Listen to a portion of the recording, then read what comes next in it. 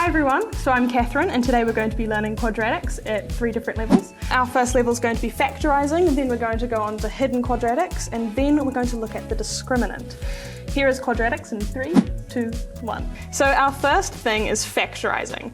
Factorizing is incredibly important for any quadratic at any level. You'll probably experience it in year 10, but it's going to be a vital thing to learn on your MCAT and stuff, and you're going to be using it in year 12 as well. There are 2 main ways to factorize. I think of it in 2 ways. There can be 2 subcategories in the first one.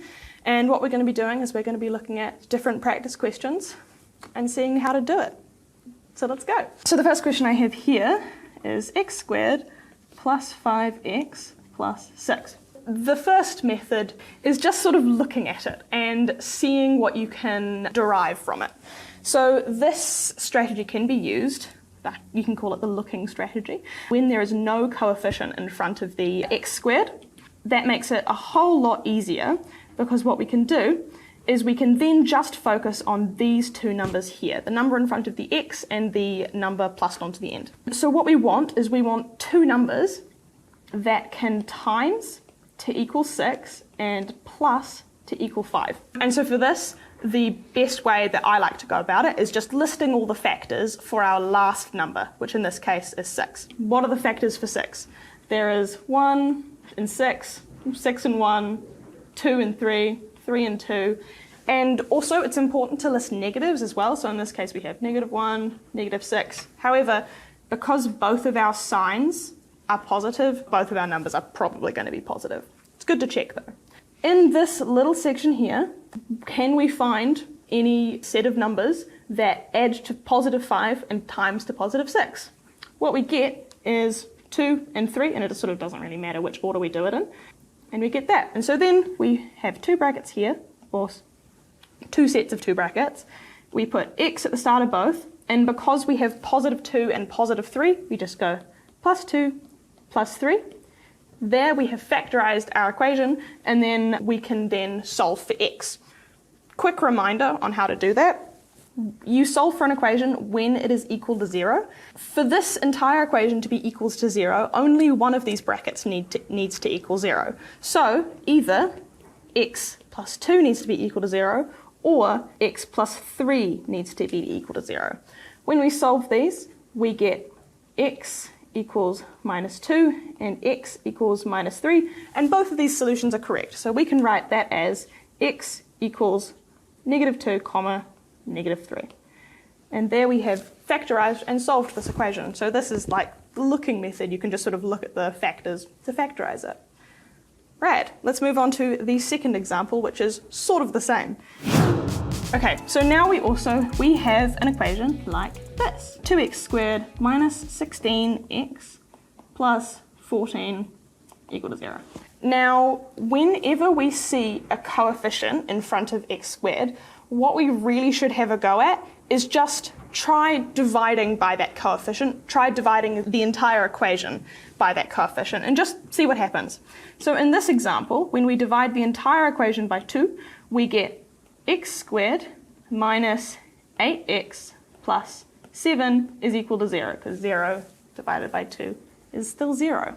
0 is my favorite number because of that. So then we can go from here. This is sort of what I mean by our first method being sort of 2 parts, because we can divide by the coefficient, and now we can actually do our looking method, our factorizing with factors method.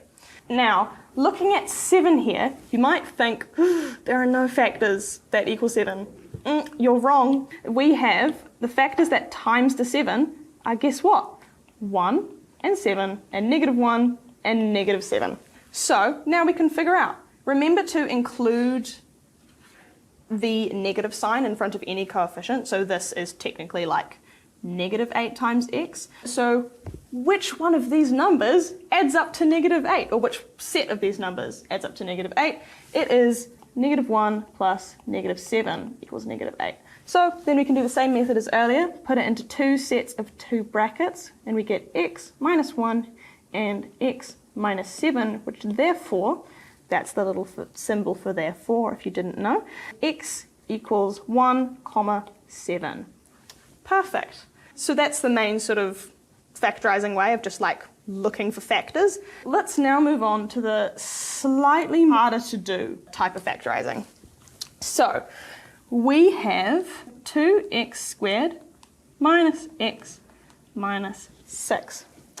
Now this is quite funky because if we have a look at this and we try and divide the entire equation by the coefficient in front of x squared, we don't actually get nice numbers. We get a decimal point, and we don't really like working with those. They can sort of screw things up and just be harder to think about. So we have to do something that I like to call the splitting up method. What happens here is we have to take this middle value here of x and split it up, and then we'll have two sides of the equation. We will have like 2x squared plus or minus some x value, and then plus or minus some x value minus 6. And then we factorize both sides of the equations and we put them together.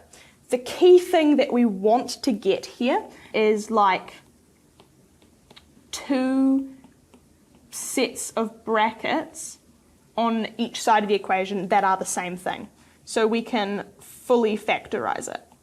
That was sort of a weird way of explaining it, but I will show you what I mean just now. So what we have is we need to list everything that pluses together to equal -1, which is the coefficient of this x here. Let's have a think. We have -6 and 5. This can take a while sometimes. We have -5 and 4. We have like -4 and 3. We have -2 and 1. We have a whole bunch of stuff. And so we need to have a look at all of these values. Each of the values needs to relate to one side of the equation. So, and this can end up in a lot of trial and error, but I'm going to try -4 and 3. So on one side we have 2x squared minus -4x plus 3x minus 6 is equal to 0. This is what I mean by splitting the equation up into two, because now we have the first section here and the second section here. Then we factorize the different sides. So if we split it down the middle, on the left side we have 2x as a common factor, then bracket x minus 2, and then we have a common factor of 3 on the other side. So we're going to take 3 out, and we have, so it's plus 3, x minus 2. Magic! So these two brackets are the same, and that is what we want. So I got lucky and got it on the first try. Sometimes you will need to do some trial and error, but the more practice you do with this, the better you'll get at finding factors that go together. So then what we can do here is, first off, take the bracket that's repeated, so x minus 2, then make another set of brackets and take the two values outside of the brackets. So in our case, we would have 2x plus 3 is equal to 0. We do the same thing, and we eventually get x is equal to 2 and -3/2. Fab. So that is easiness level, or like difficulty level number 1, factorizing. We now know how to factorize. So level 2 is hidden quadratics. Hidden quadratics are basically exactly what they sound like. They are sneaky quadratics that we need to solve, but we might not instantly recognize them as quadratics. So the main thing with quadratics is the x squared. That's how we know it is a quadratic. That is how we know how to solve it. However, sometimes it'll be sneaky and it'll try and hide from us. So what'll tip you off to these sort of questions is, in like level 1 and in level 2 sometimes, is you will get numbers that have a common root. For example, 2, 4 and 8, they all have a root of 2. 3, 9, 27, all have a root of 3. If you see all those numbers being used together, start thinking about how you can use powers to your advantage. We'll get to that in an example question later. In level 2, if you see a log that is squared plus another log, it's probably a hidden quadratic.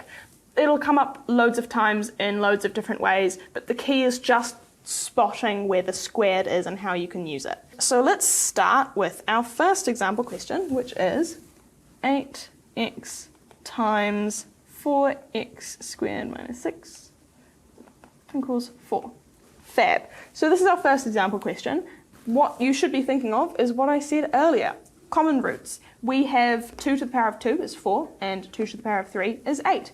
So what we can do is we can be sneaky, and we can go 2 to the power of 3x, and then times 2 to the power of 2 bracket, always remember to times everything, x squared minus 6 equals 2 to the power of 2. Then, I hope you remember your power rules, and we have 2 to the power of 2 on this side, and when you have exponents with a common base, and they are times together, you can plus the powers together. So, for here, we have, I'm going to expand the brackets here, so we have 2x squared minus 12, and then plussing 3x on as well. Now, here's where we get fun, because we can cancel out these 2's. Fabulous. So now we are left with a normal quadratic. Do quite like that stuff. In this sort of sense. Now, reminder, make sure it is always equal to 0 if you're trying to solve. And I like to put all of the x's in the right order just so I can see it properly. So here we have 2x squared plus 3x minus 14, God, I love basic maths, equals to 0. Fab. Okay, now here's where factorizing comes in handy. If you are at level 2 or higher, you should be taught how to do this on your calculator, but for practice, let's do our other method of just figuring stuff out. So let's think of things that plus together to 3. Now, because 14 here is negative, we should be looking at negative things as well. So we have negative 4 and positive 7 and 6 and negative 3 and 5 and negative 2 and 4 and negative 1. Now I like the look of negative 4 and 7, and so what we're going to do is we're going to go 2x squared. The number that goes with 2 is the 4, so minus 4x plus 7x minus 14 equals 0. In our first half of the equation, our common factor is 2x once again, brackets x minus 2, and then our common factor on the second half is 7, so 7 bracket x minus 2. Oh my god, fab, once again.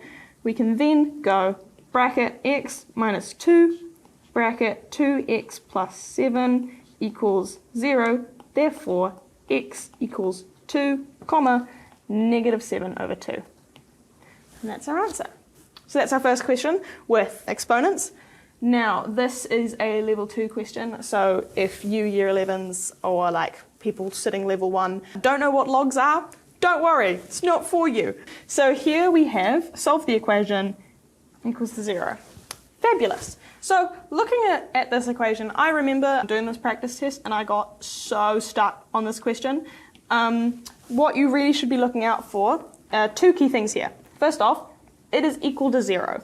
That is always something you have to do with quadratics, and so it's really nice to see it already done for you, and it can tip you off on harder questions like these. And also, we have 2 logs with the same base, that matters a lot, and one of them is squared. So, how can we turn this into a quadratic we can solve? Well, algebra can help us. These are algebra things we're sitting, are we not? So all algebra is just assigning something to a letter and putting in an equation. Usually that something is a number, but for today we're going to be a bit sneaky. So let's go u is equal to log 8x. Then let's put this into the equation and see what happens. 6u squared plus 2u minus 4. Fabulous. This is what we love to see. So what we're going to do now is factorize once again. Again, you can use your calculator for this, but we'll figure it out. Okay, let's list the numbers that plus 2 and keeping in mind that 4 is negative, so we will likely need some negative numbers for us. So let's go negative 6 and 4, negative 5 and 3, negative 4 and 2, negative 3 and 1, so on and so forth. I like the look of negative 6 and 4, so we have 6u squared minus 6u plus 4u minus 4 equals 0. Oh my god, have a look at this. We take 6u out of the first one, and we take 4 out of the second one, and we do just what we've done earlier and put it into brackets. Fabulous. Oh, hold on, I've made a quick mistake. Always make sure you look at your working. I make silly mistakes all the time. I shouldn't say silly, they're just small, and I'm bad at spotting them. And so all that remedies that is practice. But now we have our answer. We have u is equal to 1, comma, -4/6, or if you want to be fancy, which you probably should be, -2/3. Now, are we done with the question? No, we are not. We still have u equals to some log, so let's scroll down a bit, and we need to figure out what x is still. So we have 1 equals log 8x, and -2/3 equals log 8x. Okay, here is where we cut a bit, because I need to actually look up what the logs are. Fabulous. So using our trusty log rules, we can rearrange everything, and we have 8 to the power of 1 equals x. Oh my god, easy. So we already have x equals 8. Fabulous. Now our second one, I'm gonna quickly use my phone as my calculator, because I forgot to bring my calculator, but you should remember your calculator, and we will get 1/4. Fabulous. So we now have x is equal to 8, 1/4. Beautiful. So now we have finished these tricky hidden quadratics, and we're now on to our third section. So section 3 is going to be on the discriminant. This is not a level 1 skill. If you're here for level 1 stuff, you're finished, you're done. You're done. You're done. But for you guys a little older, or like a little bit higher than level 1, we are on to the discriminant. So let's start off with what is the discriminant. I find a lot of people don't actually properly understand what it is. To find the discriminant, we first need to look at this equation here. And it's going to take me forever to write out. Beautiful. You might recognize this equation as being on your level 2 formula sheets. I can't remember if it's on your level 3 formula sheets, but this is the equation, or the general equation, to solve for x in any quadratic, using the form ax squared plus bx plus c is equal to 0. Fabulous. Now you will notice this plus and minus a signal here. This means that we will be getting 2 different answers. Because for one, we plus the root, and for another, we minus off the root. The discriminant is this little thing in the root here. So the discriminant is like symbolized by a little triangle, and it is equal to b squared minus 4ac.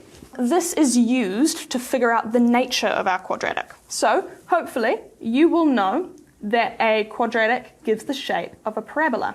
Now there are different sort of areas the parabola could be in. It could be off the x-axis, it could have 2 what we call roots in the x-axis, or it could be sitting directly on and have 1 root on the x-axis. Beautiful. The discriminant here explains the nature of where the parabola sits. If the discriminant is greater than 0, it is going to have 2 real roots. If the discriminant is equal to 0, it is going to have 1 root, and if the discriminant is less than 0, I should have done it in a different order. If the discriminant is less than 0, it will have no real roots, or for you level 3 people, 2 imaginary roots. If you are in level 2, don't worry about that. But let's actually think about why the discriminant actually tells us this. Well, if the discriminant is greater than 0, it is going to be a positive number, like 25 for example. So when we put the discriminant back into the equation that solves for roots for the quadratic, we will get plus or minus a positive number. If our discriminant is 0, we will put it into the square root and we will get plus or minus 0, which is the same thing, so we will only get 1 solution. If we put in a negative solution, there are no real roots, or 2 imaginary roots. Again, don't look at that if you're in level 2, that'll freak you out. Let's actually move on to questions that involve the discriminant and how we are going to spot them. there will be lots of keywords to look out for. So let's start with the discriminant being greater than 0. You will have to use the discriminant being greater to 0 if you have questions that ask you about parabolas that have, or quadratics, that have 2 real roots, 2 distinct roots, or 2 solutions. Those are keywords to start thinking of. Anytime a question talks about roots, you should start thinking of the discriminant. When the discriminant is equal to 0, you should start looking out for things that say 1 root, 1 repeated root, or a sneaky one could also be written as a perfect square or written in the form ax plus b squared. That's because a perfect square is always going to be sitting exactly on the x-axis. Fab.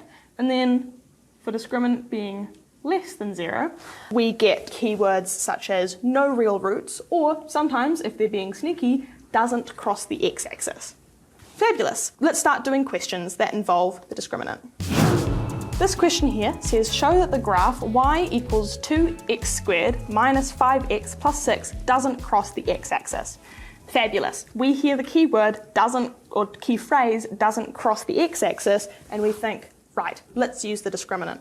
So the equation for the discriminant is, as a reminder, discriminant equals b squared minus 4ac. Let's just input the numbers and see what happens. So for a, we have 2.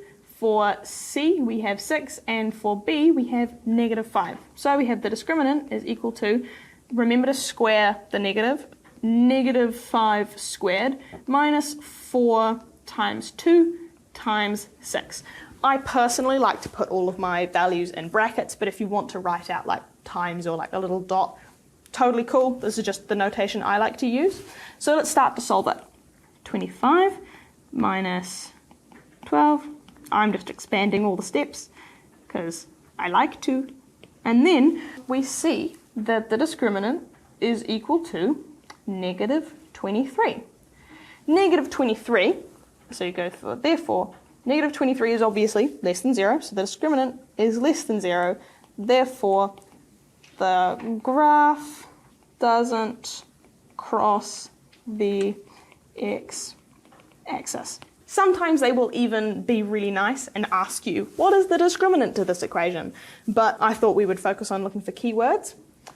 And this final question, last question of the video, it is quite a hard, complex question, and so I thought we'd have a go at it. But if it's too much, don't worry, it's fine. It comes with practice, and it's always good even just to know how to spot it and what you have to do. So this question here, show that the roots of the equation, the following equation, where k is a constant, can never be equal for any real number k. This is a doozy of a question, and so let's just break it down really quickly. So first off, show that the roots of the equation. Perfect. We are already thinking that we have to use the discriminant. Where k is a constant, that just means k doesn't change. K isn't a changing variable like x, so it stays the same. So we can do a whole bunch of cool things with it. The roots of the equation can never be equal, or they cannot be the same. Cannot be equal, can't be the same, can't have a singular root, which means the discriminant can't equal 0. The best way to disprove something is to try and prove it. So let's see what happens if we make the discriminant equal to 0. Now this equation is a lot. As you can see, A is going to be 1, B is going to be 2k plus 1, or 2 bracket k plus 1, and C is going to be, including the negative sign, k squared plus 2k plus 5. Let's have a go.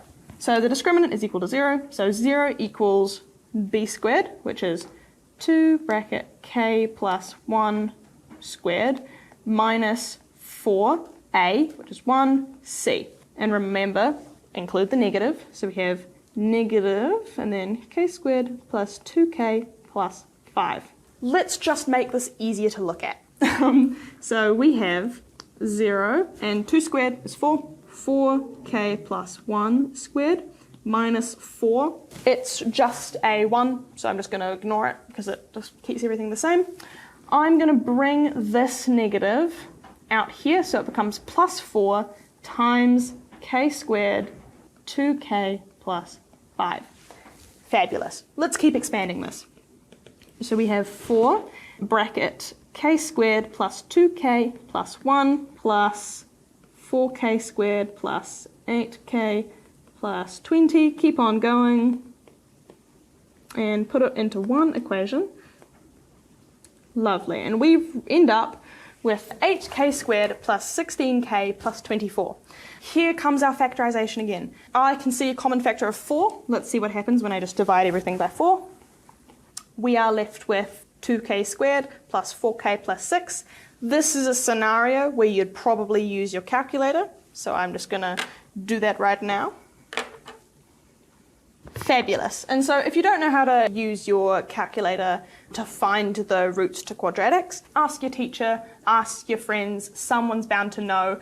I would teach you, but I don't have my calculator on me. But what should happen when you get this is it should come up with no real roots. Now this is actually exactly what we want, because if we go up to the start of the question, we have to show that the roots of the equation, this equation, where k is a constant, can never be equal for any number k. And we've just proved that. So we can go, therefore, when k is a real number, the roots to the equation cannot be equal. And there we go. Thanks for tuning in, everyone. This was Quadratics in 3, 2, 1. If you want any more help with maths or stuff, you can go to studytime.co.nz, go to the store, go to our free study guides. We have loads of stuff on offer. Tell me your favourite maths joke in the comments.